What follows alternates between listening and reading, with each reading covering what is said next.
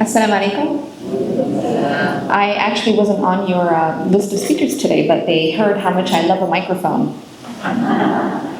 It's absolutely wonderful to be with you all again this year. I was in attendance last year and the year before, and I just have to say that Muslims for Peace is doing it right. They extend their arms, they share with us what they have, and they cast this very, very big, wide invitation for all to come and join.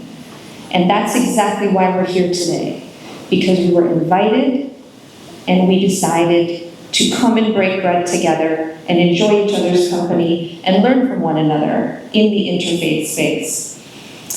I'm here to tell you that it's not all formal. I feel like sometimes we look at official people, and I do represent the township of Cranberry. I am an elected official.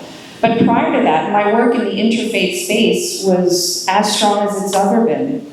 And that's because I was raised, like many of you are raised, on the faith, on Islam, and on the basics of that religion that says, share, be charitable, show up and help, acknowledge your neighbors.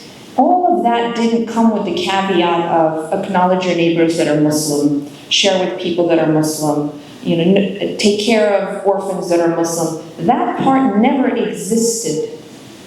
I was raised like that. And I feel and I believe that a lot of you were also raised like that. And so the interfaith interactions that we have in general, every day in our lives, the neighbor that knocks your door and says, "Can I borrow a cup of sugar?" That's an interfaith interaction. The neighbor that says, "Can you run the carpool for the kids this week because I'm too busy?" That's an interfaith interaction. The family that says, "You know what, I just need a little help this month with whatever it is, making the rent." That's an interfaith interaction. We dismiss the things that we do every day, the very basic things, because we formalize that. And we put it away in a corner and we say, that's its own entity. And I'm here to tell you, brothers and sisters, friends and neighbors, let's go back to the very basics of what we do, recognize it, and elevate it, nurture it, because you know who's watching us? Right here, the children. And if you make it unattainable, if you make it so formal and so out there, how are they going to relate to it? Let's go back to the very, very basics. I have seen some beautiful initiatives, brothers and sisters, for let's get together and wrap Eid gifts. Let's get together and wrap Christmas gifts. Let's get together with the hunger van. Let's get together with the food pantry. This is where we have to lay the seeds of our interfaith work and let it nourish it and let it shine and let it grow. And then we can now find ourselves into the other, larger, more formal spaces.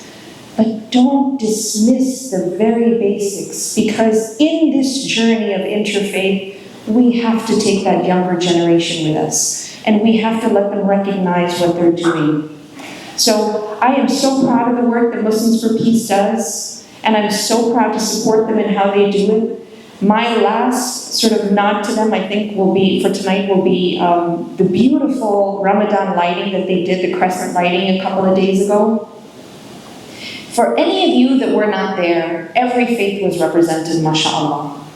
The Jewish community came out, the Christian community came out, the people that have no faith were there, and the Muslim community, especially the children, were just so happy to see them, recognition of them, not only as Muslims, but relevant Muslim Americans in this world, in this society, in this state.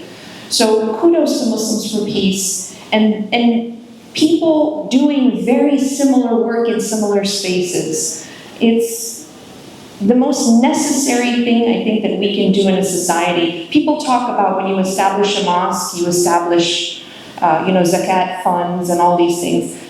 I think before you do any of that, you establish an interfaith committee, because that strong relationship that you build with your neighbor next door, that will be the one that is the most relevant, inshallah, as we move forward. Thank you all for your time this evening. I wish you all a very happy Ramadan and inshallah soon a very delicious Iftar.